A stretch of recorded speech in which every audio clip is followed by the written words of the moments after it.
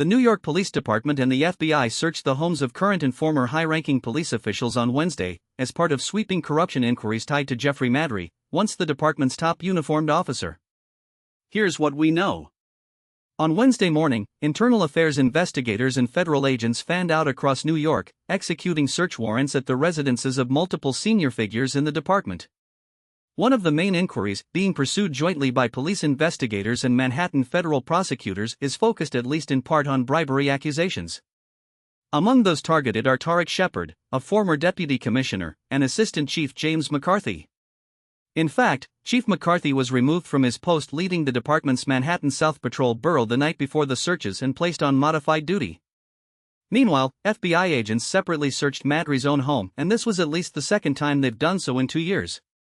Agents showed up at his door at 6 in the morning and asked for several electronic devices. His lawyer says N.Y.P.D fully cooperated and does not believe his client is the subject of an investigation. Now, to understand why this matters, you have to zoom out a little.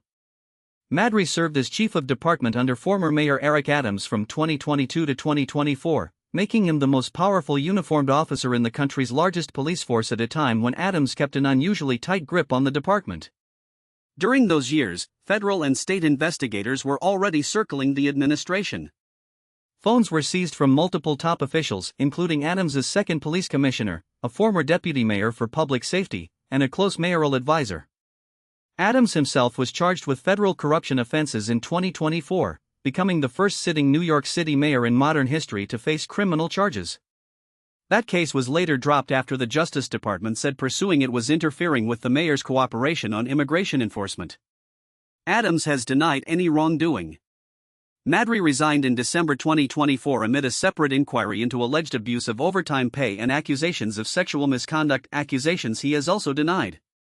His home was first searched just weeks after that resignation, in January 2025.